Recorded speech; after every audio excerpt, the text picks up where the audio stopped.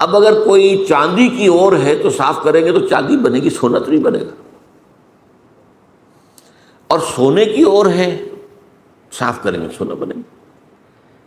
تو وہ اورس تو اپنی جگہ پر مستقل ہیں، ان کو آپ چینج نہیں کر سکتے۔ اسی طرح انسانوں کی افتاد طبع، انسانوں کا مزاج یہ اللہ نے بنایا ہوتا ہے۔ اس کو قرآن مجید میں ایک جگہ شاکلہ کہا گیا ہے، قل کل یعمل علی شاکلتہ۔ شاکلہ کسے کہتے ہیں؟ ہمارے مصری لوگ جو ہوتے ہیں جب کوئی شے ڈھالنی ہوتی ہے تو اس کے لیے پہلے پیٹرن بناتے ہیں، اسے پاٹرن کہتے ہیں، پاٹرن۔ تو مصری لوگ پاٹرن کہتے ہیں کہ جس میں پیٹرن ہے، سانچہ پہلے بناؤ گے تب اس میں اس دھات کو پگھلا کے ڈالو گے تو وہ اس کی شکل اختیار کر لے گا۔ وہ سانچہ جو ہے ہر شخص کی شخصیت کا سانچہ اللہ نے علیحدہ بنایا ہے۔ موٹی موٹی تقسیمیں یہ ہیں۔ ایک تقسیم وہ ہے کہ جو باصلاحیت لوگ ہوتے ہیں، ایک ہے عام آدمی جس کے اندر کوئی خاص صلاحیت ہے ہی نہیں، ان کے بارے میں تو میں کہا کرتا ہوں کہ وہ زندگی نہیں گزارتے بلکہ زندگی انہیں گزارتی ہے۔ ایک تو وہ لوگ ہوتے ہیں ان کا کوئی ہدف نہیں، کوئی مقصد نہیں، بس کھانا پینا، جو حیوانی تقاضے پورے ہو گئے، دن رات دھندے میں لگے ہوئے، آگے کوئی ہماری زندگی کا کوئی ہدف ہے، کوئی مقصد ہے، کوئی نصب العین ہے، کیا ہے، کوئی ہائر ہے، کوئی آئیڈیالوجی ہے، کوئی آدرش ہے، اس کو ہندی میں آدرش کہتے ہیں، نصب العین ہے ہی نہیں۔ تو یہ تو ہے عوام الناس جو قرآن کی روح سے انسان کی شکل میں حیوان ہے۔ لہم قلوب لا یفقہون بہا ولہم اعین لا یبصرون بہا ولہم آذان لا یسمعون بہا اولئک کالانعام بل ہم اضل۔ یہ تو چوپایوں کے مانند ہیں بلکہ ان سے بھی گئے گزرے ہیں، اس لیے کہ چوپایا تو پیدا ہی اس سطح پر کیا گیا ہے، اسے پیدا کیا ہے لقد خلقنا الانسان فی احسن تقویم، اور پھر یہ حیوان کی سطح پر زندگی گزار رہا ہے۔ تو ایک جو ان میں صلاحیت کچھ ہے، اب اس میں سے دو طرح کے لوگ نکلے۔ ایک وہ کہ جن کے اندر ایک نیکی اور بدی کی تمیز موجود ہے، اندر حس ہے، مورل لا جسے کانٹ کہتا ہے، جو کچھ سوچتے ہیں، غور کرتے ہیں، چیزوں کو دیکھتے ہیں تو اس سے نتیجہ اخذ کرتے ہیں۔ بنظر عبرہ، جیسے کہ حضور نے فرمایا میرا دیکھنا عبرت کا دیکھنا۔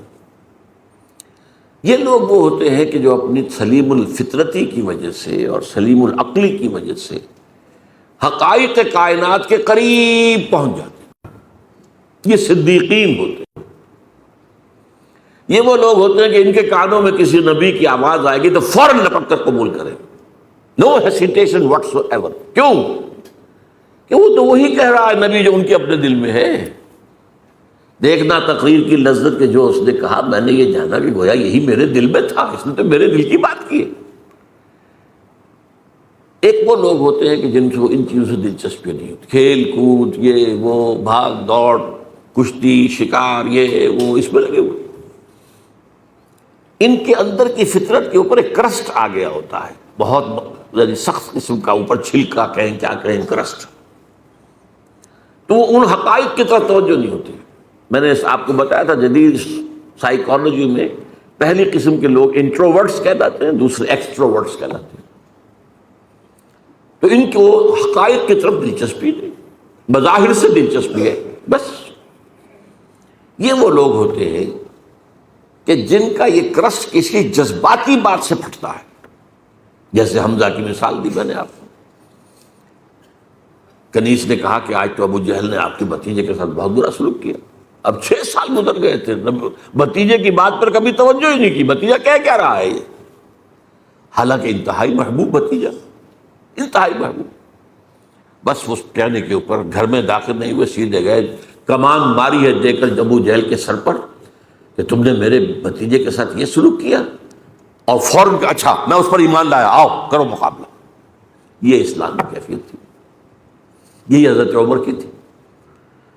انہوں نے اپنی بہن میں جو عظیمت دیکھی کہ عمر چاہے ہمیں ہلاک کر دو، اب ہم اس دین کو چھوڑنے والے نہیں، چونک کر کھڑا ہو گیا۔ عمر یہ کیا ہے، یہ صنف نازک میں یہ عظیمت۔ تو یہ تو ہم گفتگو کر چکے ہیں۔ آج میں ایک اور اعتبار سے بات کر رہا ہوں، وہ یہ جو آیات میں نے آج پڑھی ہیں، ان میں انسانیت شناسی کا ایک اور پہلو سامنے آتا ہے، انسانوں کی شخصیتوں کی مختلف افتاد۔ اس میں خاص طور پر ذکر کروں گا، مولانا مودودی نے اپنے تفہیم القرآن کے مقدمے میں بڑی اہم بات کہی، بہت اہم بات کہی، کہ قرآن مجید ایسی کتاب نہیں ہے جسے کوئی شخص اپنے اسٹڈی روم میں یا ڈرائنگ روم میں آرام سے بیٹھا ہوا وہ پڑھتا رہے، سمجھتا رہے، ڈکشنری دیکھ لی، یہ دیکھ لیا۔ یہ مینول آف ریولوشن ہے، یہ انقلاب کا لائحہ عمل ہے۔ جب تک آپ اس انقلابی عمل میں شامل نہیں ہوں گے، اس کی اصل حقیقت آپ پر منکشف ہی نہیں ہوگی۔ وہ تو اس انقلابی عمل کی اس جد و جہد میں پھر آپ پر وہ کیفیات وارد ہوں گی، آپ کو پھر یاد آئے گا او کیا حالات تھے جب حضرت خباب بن الارت آ گئے تھے حضور کے سامنے فریاد لے کر کہ حضور اب تو یہ ہم سے ظلم برداشت نہیں ہو رہے، یہ ٹارچر اب ناقابل برداشت ہو گیا۔ آپ کو کیا سمجھ آئے گی کیا کیفیت تھی اس وقت خباب کی؟ وہ تو آپ اس کیفیت سے خود دو چار ہو، کبھی آپ پر کوئی آزمائش آئی ہو، کبھی آپ کے اوپر کوئی ایسا فیصلہ کن مرحلہ آیا ہو، تبھی تو آپ سمجھیں گے۔ تو قرآن مجید کے علم اور حکمت اور اس کے مفہوم اور معانی کا ایک بہت بڑا اہم گوشہ نہیں کھلتا جب تک کہ آپ یہ نہ سمجھے کہ یہ ایک انقلابی دعوت تھی، اور انقلابی دعوت کے اعتبار سے انسانوں میں 4 قسمیں ہوتی ہیں، وہی نبیین، صدیقین، شہداء، صالحین۔ اب وہ کون سے 4 ہیں؟ دیکھیے پہلے بات سمجھ لیجئے کیونکہ وقت محدود ہے۔ ایک لوگ وہ ہوتے ہیں کہ جب بات سمجھ میں آ گئی ہر چہ بعد آباد، اب نہ دائیں دیکھنا ہے، نہ بائیں دیکھنا ہے، نہ آگے نہ پیچھے، قبول کر لینا ہے بس۔ یعنی وہ لوگ جن میں ہمت ہے، کردار کی طاقت ہے، حوصلہ ہے، مثابرت ہے، مقاومت ہے، ایک وہ لوگ۔ وہ یہ نہیں دیکھتے کوئی اور بھی چل رہا ہے کہ نہیں چل رہا، وہ چلے تو چلے، نہیں چلے چلے، مجھے تو چلنا، مجھ پر تو حق واضح ہو گئی، بات ختم ہو گئی۔ اب کوئی مفاد، کوئی چودراہٹ، کوئی حیثیت، اس کو نہ اندیشہ پہنچ جائے، اس کو نہ خطرہ ہو جائے۔ جیسے وہ نجران کے عیسائیوں کا وفد آیا تھا تو 2 بھائی تھے ٹاپ کے، ان کے بڑے اسقف، تو وہ جب حضور نے مباہلے کا چیلنج دیا تو پھر بھاگ گئے، رات چلے گئے، ورنہ 70 افراد کا نجران کا وفد آیا تھا۔ واپسی پر ایک بھائی، چھوٹے بھائی کے گھوڑے نے ٹھوکر کھائی، اس نے کہا تعس الابعد، ہلاک ہو جائے وہ دور والا۔ بڑے نے کہا یہ دور والا تم نے کسے کہا ہے؟ کہا محمد کو۔ معاذ اللہ، مت کہنا، یہ وہ تو نبی ہے۔ انہوں نے کہا پھر نبی ہے تو مانا کیوں نہیں تم نے؟ کہنے لگے دیکھو ہمیں قیصر روم نے بڑی سہولتیں دے رکھی ہیں، بڑی مراعات دے رکھی ہیں، ہماری بڑی حیثیت ہے، اگر ہم اس کو مان لیں گے تو گئے ہم تو۔ اب یہ انداز اور ہے۔ ایک میں جو بتا رہا ہوں وہ کیا ہے کہ بات دل میں اتر گئی، حق نے، دل نے گواہی دے دی کہ حق ہے، اب کوئی دائیں بائیں دیکھنا نہیں، کوئی اور ہے کہ نہیں ہے، کوئی چل رہا ہے نہیں چل رہا ہے، کیا امکانات ہیں، کیا کوئی حساب کتاب کر کے کیا امکانات ہیں، کامیابی کے کتنے فیصد امکان، کچھ نہیں، حق ہے، اور حق کا یہ حق ہے کہ اسے قبول کیا جائے۔ اور پھر ہر چہ بعد آباد، یہ ہر چہ بعد آباد جو کہتے ہیں کیا ہے، یہ اصل ایک شعر ہے۔ ہر چہ بعد آباد ماں کشتی درآب انداختیم، ہم نے تو کشتی ڈال دی ہے، اب یہ کشتی ڈوبے گی تو ہم بھی ڈوبیں گے، یہ تیرے گی تو ہم تیریں گے۔ Total identification with a cause, کسی مقصد کے لیے، کسی نصب العین کے لیے ٹوٹل آئیڈینٹیفیکیشن، یہ ایک طرح کے لوگ۔ پھر دوسرے نمبر پر آتے ہیں جو حق سمجھ میں تو آ گیا، ویسے بھی ہمت میں بھی کچھ کمی زیادہ نہیں، لیکن وہ دیکھتے ذرا کچھ اور بھی لوگ چلیں، کچھ ابھی تو یہ راستہ ہی پتہ نہیں کیسا آگے آنے والا ہے۔ اگر 2-4 آدمی آگے چلتے نظر آئے تو حوصلہ ہو جاتا ہے کہ چل رہے ہیں اور بھی چل رہے ہیں۔ جیسے آپ کہتے ہیں انچارٹرڈ سیز، ایسے بھی سمندر ہوتے ہیں جن کے بارے میں پتہ نہیں ہوتا ادھر چٹانیں ہیں کیا ہے، وہ تو جو بنے ہوئے ہوتے ہیں ان کے نقشے، اسی کے مطابق جہاز چلتے ہیں، ادھر ادھر تو نہیں جائیں گے، کیا پتا زیر زمین جو ہے چٹانیں۔ تو آگے کیا ہے، کیا ہوگا، کیسے ہوگا، کچھ پتہ نہیں ہے. تو یہ لوگ ذرا جھجکتے ہیں، کھڑے رہتے ہیں، سوچتے ہیں. لیکن جب یہ السابقون الاولون جب پیش قدمی کر کے آگے بڑھ جاتے ہیں، اب ان کی بھی ہمت جو ہے آتی، بھائی ٹھیک ہے انہوں نے چھلانگ لگا دی، ہم بھی لگا دیں. لیکن ہوتے خلوص کے ساتھ، ان میں تھوڑی سی تاخیر تو ہو جاتی ہے، تھوڑا سا دائیں بائیں کی سوچ تو ہے. کچھ اور بھی ہوں، میرے دائیں بھی کوئی چلنے والا ہو، بائیں بھی چلنے والا ہو. جیسے جنگ میں آپ کو معلوم ہے ہمیشہ دیکھا جاتا ہے میرے دائیں بائیں کون ہے، یہ دائیں بائیں بھی مضبوط ہے کہ نہیں ہے، کمزور آدمی نہ کھڑا ہو. اس حوالے سے یہ ہیں وہ لوگ کہ جو پیروی کرتے ہیں ان اگلوں کی. ایک ہے حق کی پیروی، آگے کوئی نہیں نظر آ رہا لیکن حق حق ہے، قبول کیا بس. تو ان کو کہا والسابقون الاولون من المہاجرین والانصار، پہلے پہل سبقت کرنے والے مہاجرین اور انصار میں سے. اب اس میں دیکھیے زمانی اعتبار سے تو 10 سال کا فرق ہے. انصار میں پہلا مسلمان بھی جو ہے وہ مکے کے پہلے مسلمان کے 10 سال بعد ایمان لائے، دعوت نہیں پہنچی تھی.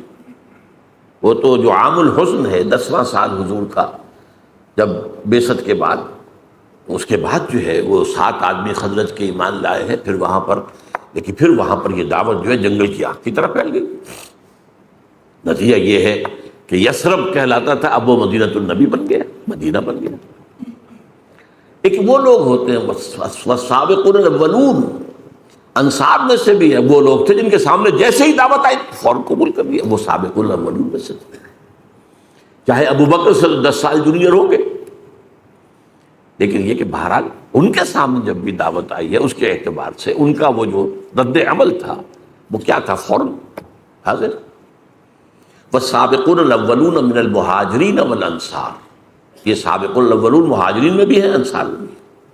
والذین اتبعوہم باحسان، اور وہ لوگ جنہوں نے ان کی پیروی کی لیکن خوبصورتی کے ساتھ کی، انہوں نے پورے دل کے ساتھ پھر ان کی وہ کر تو رہے، پیروی کر رہے. آگے چلنے والوں کے جو ہے ان کے تو رتبے جو ہے پھر بہت بڑے آگے ہیں، بہت ان کے رتبے ہیں سوا. لیکن یہ کہ بہرحال یہ بھی خلوص کے ساتھ چلنے والے، صحیح چلنے والے، پوری شخصیت کو لے کر چلنے والے. فرمایا رضی اللہ عنہ، یہ 2 کیٹیگریز تو وہ ہیں جن کو اب یہ سند اللہ دے رہا، اللہ ان سے راضی ہو گیا، ورضوا عنہ، اور وہ اللہ سے راضی ہو گئے. اللہ سے راضی ہو جانا اس دنیا میں بھی، راضی برضائے رب، جو بھی آ رہا ہے اس پر راضی رہنا، اور ایک آخرت میں اللہ راضی کر دے گا انہیں. رضی اللہ عنہم وارضاہم اجمعین، اللہ تعالیٰ ان سے راضی ہو جائے اور انہیں راضی کر دے قیامت کے دن. رضی اللہ عنہ ورضوا عنہ وعد لهم جنات تجری من تحت الانہار خالدین فیہا ابدا، اور ان کے لیے اس نے ایسے باغات تیار کیے ہیں جن کے نیچے نہریں بہتی ہوں گی، جن میں وہ ہمیشہ ہمیشہ رہیں گے. ذالک الفوز العظیم، یہ بہت بڑی کامیابی. اب اگر اس وقت آپ کے دل سے دعا نہ نکلے تو یہ بڑی بدنصیبی ہوگی. اللہم ربنا اجعلنا منہم، اے اللہ ہمیں بھی اس مقدس گروہ میں شامل ہونے کی توفیق دے کہ جیسے ہی حق واضح ہو جائے فوراً قبول کریں، پھر کوئی پس و پیش نہ ہو، پھر جسے آپ کہتے ہیں ڈریگنگ آف دی فیٹ، یہ نہ ہو. اب تیسری بات آئی ہے وَمِمَّنْ حَوْلَكُمْ مِنَ الْأَعْرَابِ مُنَافِقُونَ، ارے مسلمانوں تمہارے ارد گرد جو لوگ ہیں اعراب ان میں منافق ہیں، من اہل المدینہ، اور مدینے والوں میں بھی ہیں.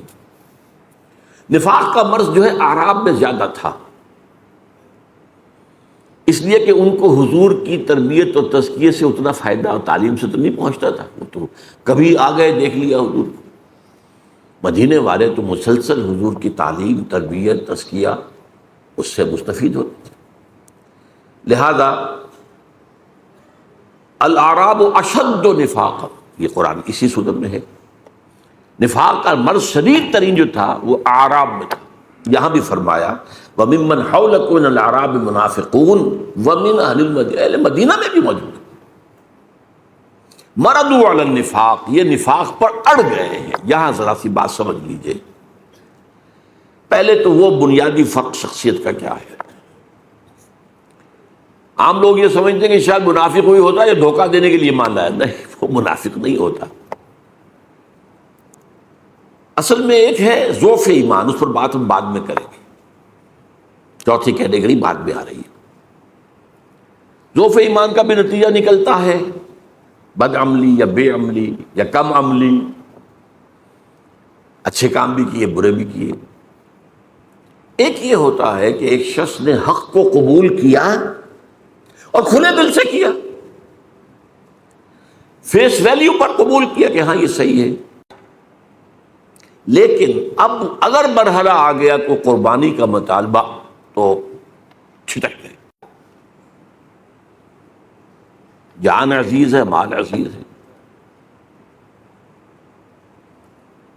ان میں وہ ہمت نہیں ہے، وہ قطعیت نہیں ہے، وہ ہر سے بعد والی بات نہیں ہے، بلکہ دیکھ بھال کے دائیں دیکھو بائیں دیکھو بھائی، اپنے نفع نقصان کو بھی پہنچانو، خطرات سے بھی بچو، جان بچاؤ، چلو چلو چلو، لیکن بچ بچ کے چلو، بچ بچ کے چلو۔ اس کا بڑا خوبصورت نقشہ سورہ حج میں کھینچا ہے۔ وَمِنَ النَّاسِ مَن يَعْبُدُ اللَّهَ عَلَىٰ حَرْفٍ، لوگوں میں سے ایسے بھی ہیں جو کنارے کنارے اللہ کی بندگی کرنا چاہتے ہیں، مجدھار میں نہ جانا، بچ کر چلو۔ ایک وہ ہے تو بچا بچا کے نہ رکھ اسے، تیرا آئینہ ہے وہ آئینہ کہ شکست نہ ہو تو عزیز تر ہے نگاہ آئینہ ساز میں۔ اب یہاں سے اصل میں اس کو قرآن کہتا ہے مرض، بیماری۔ نفاق کے پھر مراحل ہیں۔ پہلا مرحلہ تو کیا ہوتا ہے کہ انسان سے کوتاہی ہو گئی اور اس کے بعد جھوٹا بہانہ بنا دیا، نفاق شروع ہو گیا۔ اگر کوتاہی ہوئی اور مان لیا تو یہ نفاق نہیں ہے، مان لیا، توبہ کی، حضور کی خدمت میں بھی حاضر ہو گئے، حضور میں اعتراف کرتا ہوں مجھ سے کوتاہی ہوئی ہے، میرے لیے اللہ سے دعا کی، استغفار کی، یہ نفاق نہیں ہے، یہ ضعف ایمان ہے، وہ جو میں عرض کر رہا ہوں کہ فورتھ کیٹیگری۔ لیکن جب جھوٹ بولا نفاق شروع ہوئے، اور جیسے ٹی بی کے بارے میں مشہور تھا کسی زمانے میں، 3 سٹیجز، فرسٹ سیکنڈ تھرڈ میں آ گئی تو کوئی توقع ہی نہیں بچنے کی۔ اسی طرح اس کی بھی 3 سٹیجز ہیں۔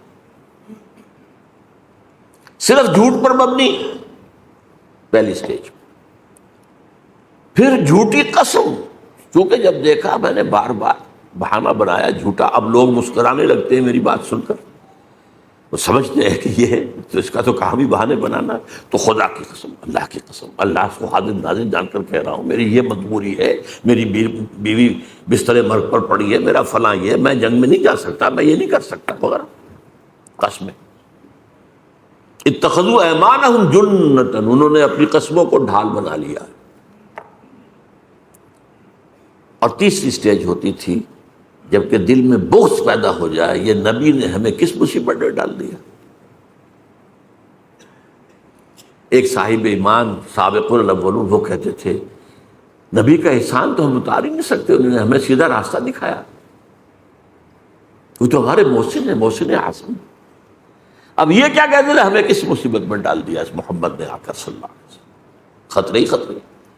اور وہ ان لوگوں کے بارے میں کہتے تھے یہ بے وقوف ہیں، فینیٹکس ہیں، آج کا لفظ فینیٹکس، یہ پاگل ہیں۔ وَإِذَا قِيلَ لَهُمْ آمِنُوا كَمَا آمَنَ النَّاسُ قَالُوا أَنُؤْمِنُ كَمَا آمَنَ السُّفَهَاءُ، لوگوں نے اللہ کے بندو تم ایمان لائے ہو تو جیسے اور لوگ ایمان لائے ویسے ہی ایمان لاؤ، پھر سنو اور مانو، اطاعت کرو، قربانیاں دو۔ وہ کہا ہم کوئی بے وقوف ہیں کیا ہم ایمان لائے جیسے یہ بے وقوف لوگ ایمان لائے؟ یہ تو فینیٹکس ہیں، یہ تو دیوانے ہیں، مجنون ہیں، جنونی لوگ ہیں، ہم نہیں۔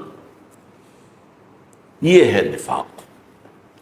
اب قرآن میں جن لوگوں کی بھی نگاہ ہے بڑی تدریج کے ساتھ، سورہ بقرہ میں صرف مرض کا ذکر کیا، لفظ نفاق نہیں آیا، بیماری ہے، تاکہ جو بھی ہوش میں آ سکتا ہو ہوش میں آ جائے کہ دیکھو تمہیں ٹی بی کی ہو گئی ہے انفیکشن، بھائی فوراً علاج کراؤ وغیرہ وغیرہ۔ اس کے بعد پھر ذرا اور آگے بڑھ کر پھر لفظ منافق آیا سورہ آل عمران میں. غزوہ احد کے موقع پر چونکہ اس کا ظہور ہو گیا، 300 کو لے کر عبداللہ ابن ابی واپس چلا گیا میدان جنگ سے، تو لفظ منافق پہلی دفعہ آیا. پھر سورہ نساء میں کھل کر آیا، اور فائنل سورہ جو ہے سورہ توبہ ہے. پھر یہ کہ لفظ عام کیا گیا، لیکن ایک پردہ پڑا رہنے دیا گیا، کسی کو شخصاً منافق نہیں کہا گیا. یہ بیماریاں ہیں، یہ کمزوریاں ہیں، ان کی یہ علامات ہیں، ان کا یہ طرز عمل ہے، تاکہ جو بھی ہوش میں آ سکتا ہے ہوش میں آ جائے. منافق کہہ کر ابھی ان پر لیبل نہیں لگایا گیا. یہ مرض پھر اپنی پوری انتہا کو پہنچا ہے. یہ جو آخری دور ہے، غزوہ تبوک کا موقع ہے، سخت ترین آزمائش تھی. اس کے بعد سے اس لیے لفظ یہاں آیا ہے مردوا علی النفاق، یہ نفاق پر اڑ گئے ہیں. انہیں بار بار تنبیہ کی گئی ہے، بار بار تنبیہ کی گئی ہے، ہوش میں آ جاؤ، ایمان لاؤ، صحیح طریقے پر ایمان لاؤ، اور اپنے اس نفاق کا پردہ چاک کر دو. ان المنافقین فی الدرک الاسفل من النار، منافقین تو آگ کے سب سے نچلے طبقے کے اندر ہوں گے، جہنم کے اندر.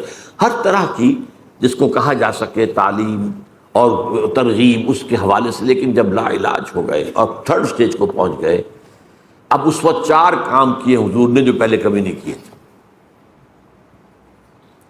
غزوہ تبوک سے واپسی پر سب سے پہلے آپ نے وہ مسجد زرار کے نام سے جنہوں نے اڈا بنایا تھا اپنا، اسے جا کر آگ لگا دی. اس سے پہلے حضور نے ایک مصلحت کو سامنے رکھا کہ یہ منافقین اوس اور خزرج میں سے ہیں، کوئی قبائلی عصبیت بھڑک اٹھتی ہے اگر ان کے خلاف اگر ہم نے کوئی اقدام کیا. ابھی وہ قبائلی عصبیت لوگوں کے دلوں سے بالکل نکلی نہیں ہے.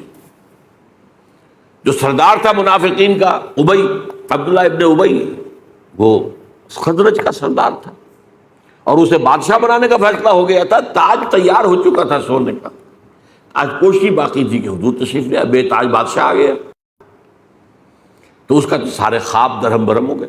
تو بدترین منافق وہی تھا، اسے بھی کبھی منافق نہیں کہا. اس کے بھی جنازے کی نماز پڑھا دی، بلکہ اس کے لیے اپنا کرتا بھی دے دیا، اس لیے کہ اس کا بیٹا جو تھا عبداللہ ابن ابی، وہ بہت نیک صالح نوجوان تھا.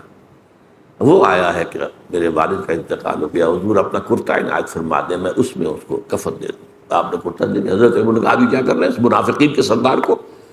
فرمایا عمر میرا کرتا اس کو اللہ کے عذاب سے نہیں بچا سکتا. ہم پتہ نہیں کیا کیا چیزیں تبرک بنا کر اپنے پاس رکھتے ہیں. یہ تبرک میرے ساتھ میرے کفن میں رکھ دینا. حضور کے کرتے سے زیادہ تبرک والی شے کوئی ہو سکتی تھی؟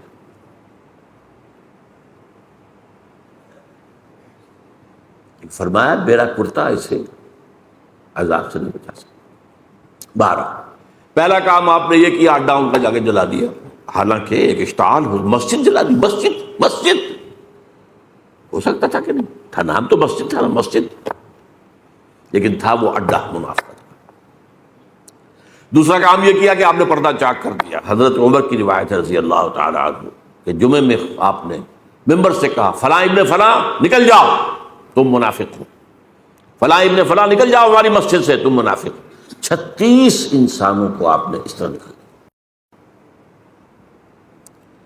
تیسری بات یہ کی گئی قرآن مجید اسی سورۃ توبہ میں فرمایا گیا کہ اب آپ آئندہ ان میں سے کسی کی نماز جنازہ نہیں پڑھیں گے اور نہ کسی کی قبر پر کھڑے ہوں.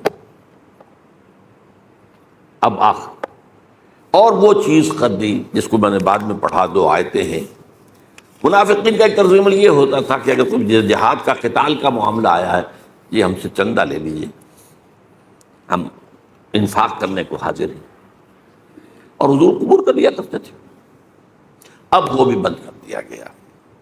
کہہ دیا گیا انفقوا طوعا او کرہا، اے نبی منافقین سے کہہ دیجیے چاہے خوش دلی سے خرچ کرو، انفاق کرو، چاہے مجبوری کو، لن یتقبل منکم، اب یہ قبول نہیں کیا جائے گا.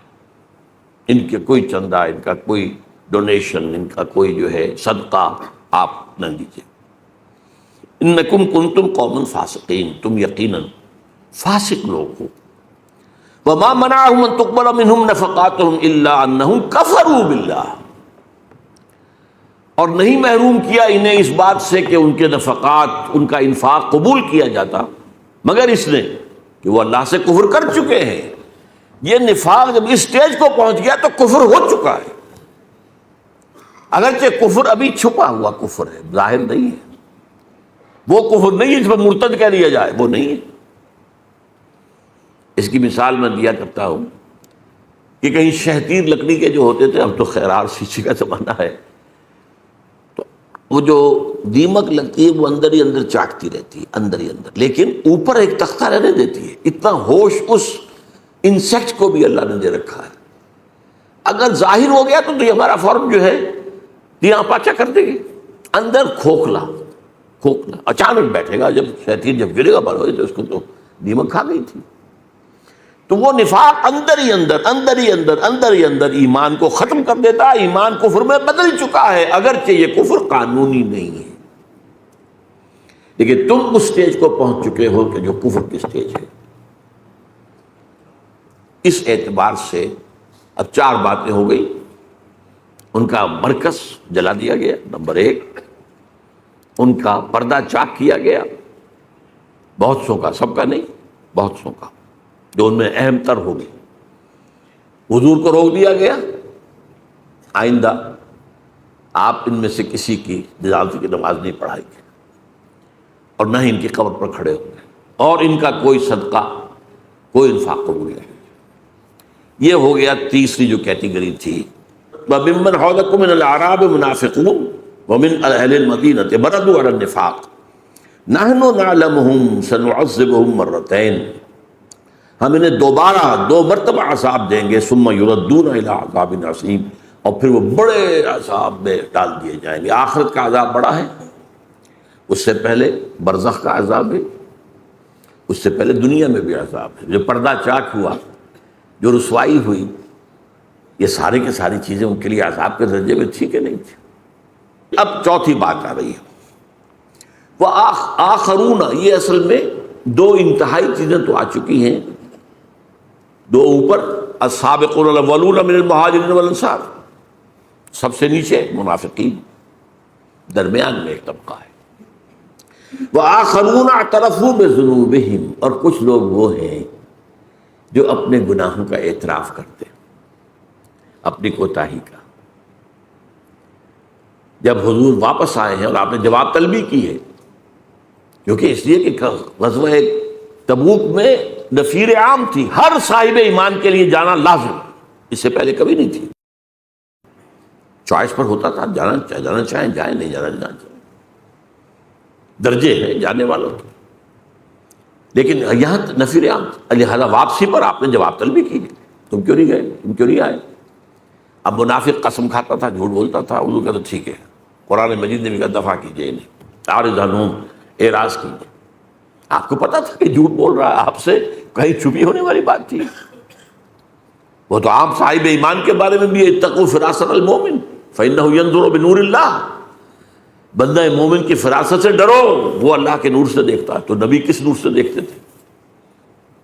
لیکن ٹھیک ہے جائیے، اہل ایمان ابو حضور کوئی عذر نہیں ہے۔ میرے پاس بھی کعب ابن مالک کی بڑی لمبی حدیث ہے بخاری شریف کے اندر کہ حضور میرے پاس بھی زبان ہے، میں بھی جھوٹ بول سکتا تھا، بہانے بنا سکتا تھا، لیکن میں تسلیم کرتا ہوں کہ جتنا صحت مند میں اس وقت تھا کبھی نہیں تھا، کوئی بیماری نہیں تھی، اور جتنا غنی میں اس وقت تھا اس سے پہلے کبھی نہیں تھا۔ یہ بھی نہیں تھا کہ میرے پاس زیادہ راہ نہیں تھا، بس مجھے میرے نفس نے چکمہ دیا کہ تمہاری سانڈنی جو ہے بڑی طاقتور ہے، مضبوط ہے، یہ رسول اللہ تو چلیں گے 30,000 کا لشکر لے کر، تو بڑی سلو رفتار ہوگی نا، تم 2-4 دن اور ٹھنڈی چھاؤں گھر کی راحتیں جو ہے ان سے مستفید ہو لے، پھر تیزی کے ساتھ دوڑتے ہوئے جا کے مل جانا۔ ہر روز یہی چکمہ اور نس دے رہا ہے، میں چکمے میں آتا چلا گیا۔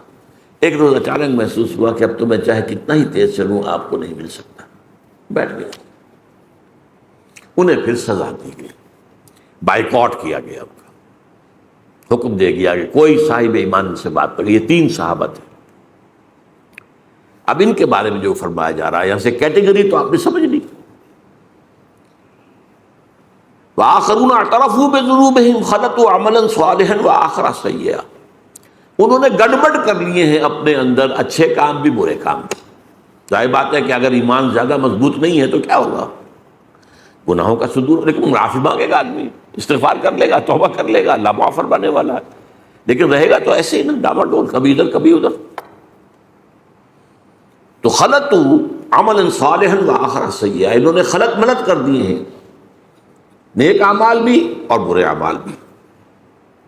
عسى اللہ ان یتوب علیہم، امید ہے کہ اللہ ان پر عنایت فرمائے گا، ان کی توبہ قبول کر لے گا، ان کے استغفار کو شرف قبولیت عطا کر دے گا۔ ان اللہ غفور رحیم، یقین اللہ غفور الرحیم ہے۔ خذ من اموالہم صدقۃ، اے نبی ان کے اموال میں سے صدقہ قبول کر لیجئے۔ منافقین کا کوئی صدقہ قبول نہیں ہے،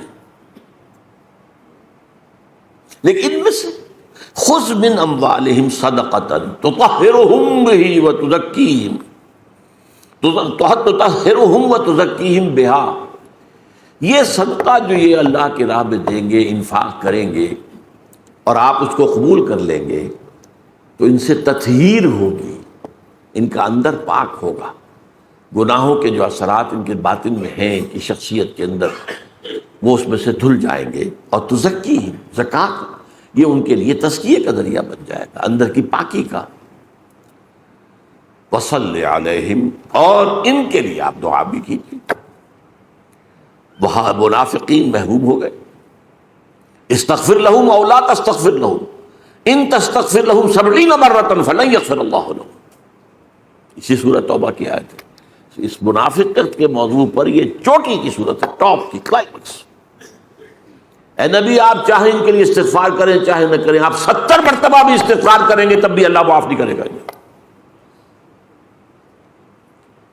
یہ دوسری بات ہے کہ حضور کی شخصیت کا پہلو، آپ نے فرمایا اگر مجھے معلوم ہوتا کہ 70 بار سے زیادہ استغفار کرنے پر اللہ انہیں معاف کر دے گا تو میں 70 بار سے زیادہ کرتا، لیکن انداز میں یہ کہ کرنا ہے ہی نہیں، 70 مرتبہ 70,000 مرتبہ بھی کر لیں گے تو معاف نہیں کرے گا، لہذا میں نہیں کر سکتا اس طرح۔ تو فرمایا خذ من اموالہم صدقۃ تطہرہم وتزکیہم بہا، اس صدقے کے ذریعے سے تطہیر ہوتی ہے اور تزکیہ ہوتا ہے۔ اسی لیے جو مالی عبادت ہے اسلام میں اس کا نام زکوٰۃ ہے۔ کیوں؟ تزکیے سے بنا یہ لفظ، یہ بھی انسان کے دل کے اندر کی باطنی جو صفائی ہے اس کا ذریعہ ہے۔ اس لیے کہ انسان کو روگ کیا ہوتا ہے، جو روگ میں نے کہا تھا مرض، حب دنیا، حب مال، حب جان، یہی تو ہے، اور سب سے بڑی شے حب مال، یہ انڈیکس ہے۔ جتنی محبت ہوگی مال کی اتنی ہی نفاق کا امکان ہوگا زیادہ، لہذا یہ مال نکالو نکالو نکالو نکالو نکالو، دو اللہ کے نام، اسی سے تزکیہ ہوگا، اسی سے اندرونی پاکیزگی ہوگی۔ خذ من اموالہم صدقۃ تطہرہم وتزکیہم بہا وصلی علیہم، اور ان کے لیے دعا کیجیے۔ ان صلاتک سکن لہم، آپ کا ان کے حق میں دعا کرنا ان کے لیے بڑا ہی باعث تسکین ہے، سکون دینے والی شے ہے۔ ظاہر بات ہے ان کے اندر تو اب ایک خلجان ہے نا، میں یہ کیا کر بیٹھا، کیا مجھ سے غلطی ہو گئی ہے، یہ ساری چیزیں جو اندر کی کیفیات ہیں، تو جیسے ہم کہتے ہیں کہ زخم کے اوپر پھاہا رکھ دیا گیا، تو ایسے ہی آپ کی جو ان کے لیے آپ کا استغفار جو ہے سکن لہم، وہ ان کے تسکین کا ذریعہ بنے گا۔ واللہ واسع علیم، اور اللہ یقیناً بہت وسعت والا اور جاننے والا ہے۔ الم یعلموا ان اللہ هو یقبل التوبۃ عن عبادہ ویأخذ الصدقات، کیا یہ نہیں جانتے کہ اللہ تعالیٰ اپنے بندوں سے۔ السلام علیکم ورحمۃ اللہ وبرکاتہ۔ ہمارے اس نئے channel internal faith without music کو سبسکرائب کریں، آپ کا شکریہ۔